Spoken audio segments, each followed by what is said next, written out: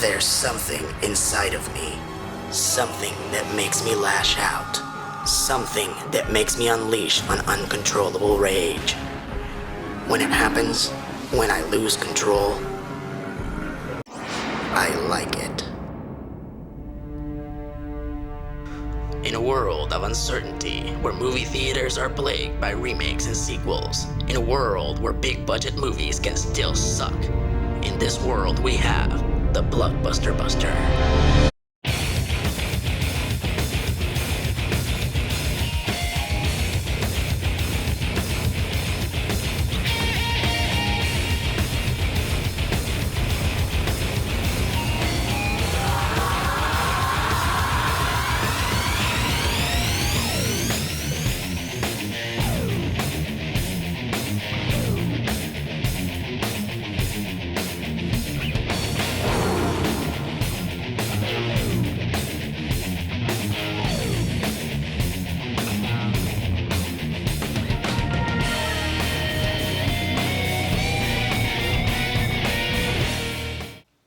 Greetings, fanboys and fangirls. I'm ERod, I'm the Blockbuster Buster. During the 60s, Marvel was going through a period that the fans like to call the Marvel Renaissance.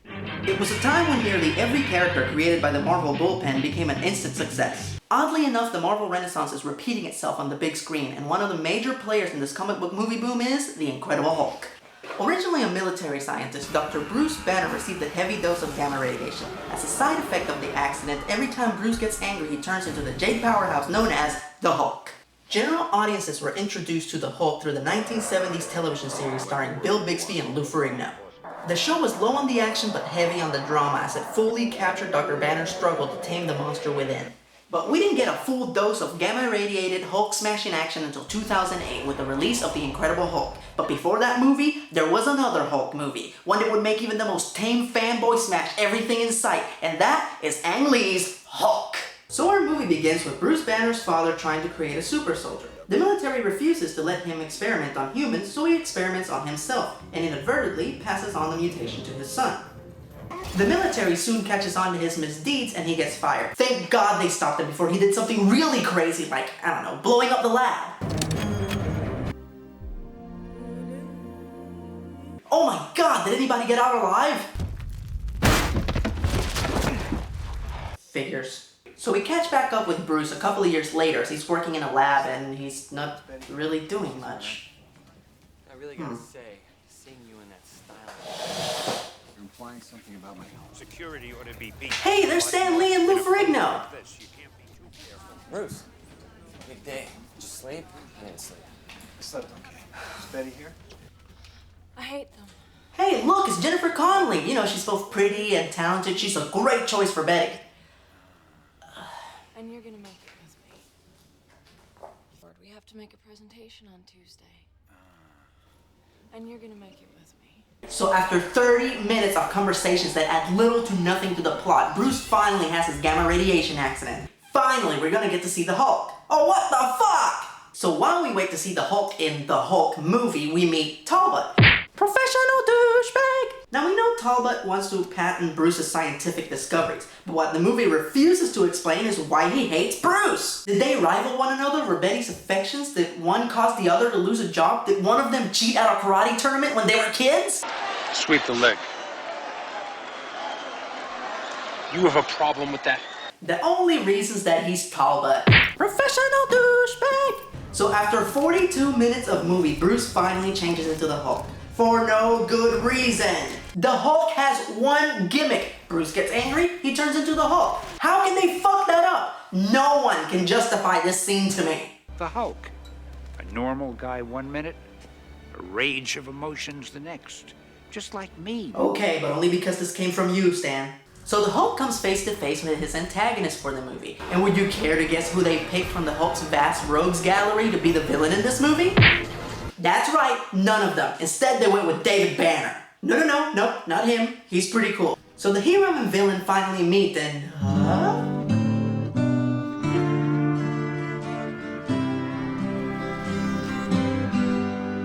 So after that excerpt from Broke Hulk Mountain, Nick Nolte becomes obsessed with the Hulk and wants to figure out a way to harness his power. So he steals some of Bruce's DNA and starts creating his own mutants. He He then goes on to draw out the Hulk by putting Betty in danger, by orchestrating an attack by his vicious Hulk dogs. Unfortunately, Bruce is under house arrest for the damage that he caused to the lab. If there was only someone that could piss off Bruce just enough to turn him into the Hulk. Send him in.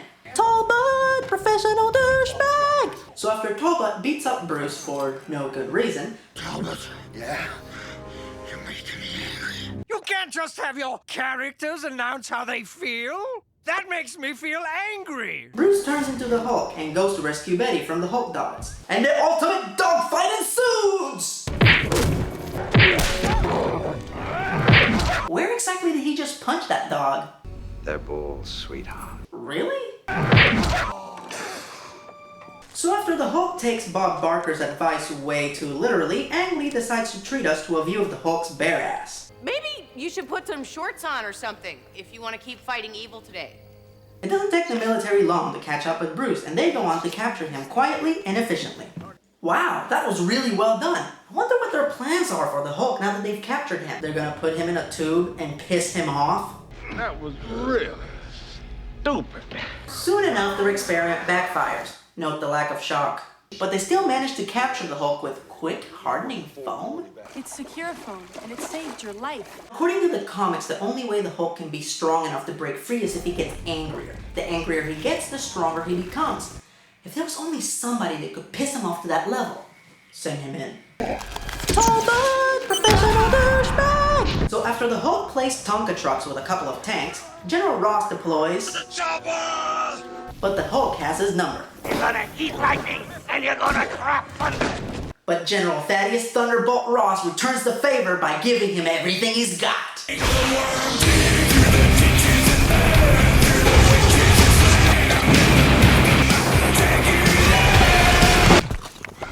I need a vacation.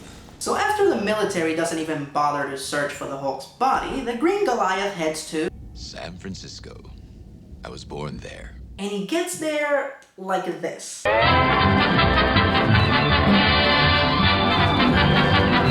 knew I should have made a left turn at Albuquerque. The General gets wise to the Hulk and brings Betty along. After getting a look at her, the Hulk reverts back to Bruce and gets captured again. Now the military yet again has done a great job of capturing a superpowered being, as long as they learn from their previous mistakes and keep Bruce away from anything or anyone that would piss him off. Oh, come on!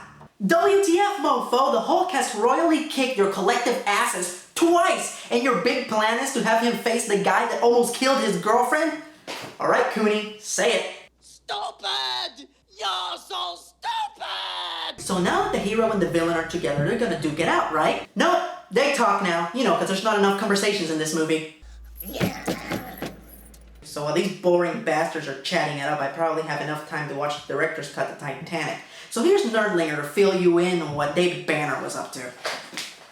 Thank you, I'm Nerdlinger. So David Banner's been doing very scary experiments all throughout the movie.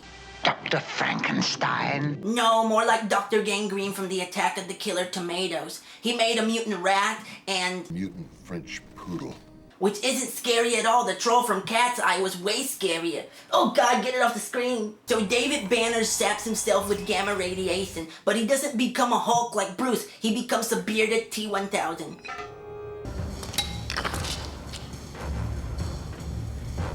And they never say why. Thank you, goodbye.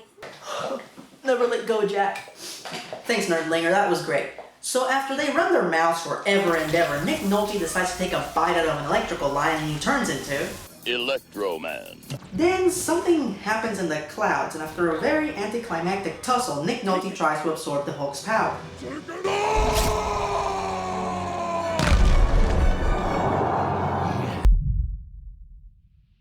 He killed him by unleashing the gamma radiation inside of him?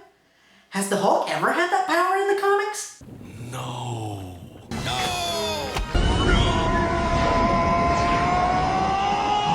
This movie's Hulk dog poop, it just drags. It drags like an old dog dragging its ass on the carpet. I know that comic book movies are not Ang Lee's forte, but that's no excuse. It's part of a director's job to adapt from project to project. Look at Steven Spielberg. He went from directing Raiders and E.T. to The Color Purple and Schindler's List. While I might be the first one to complain that a movie has no substance, this one has too much substance. The characters just dwell upon every minute little detail whether or not it's relevant to the plot. They talk as much in this movie as they walk in The Lord of the Rings. And this movie didn't just bomb, it gamma bombed, as it holds the record for the fastest box office drop after its first weekend. Bogus. This movie just makes me angry! And you wouldn't like me when I'm angry. ERod smash!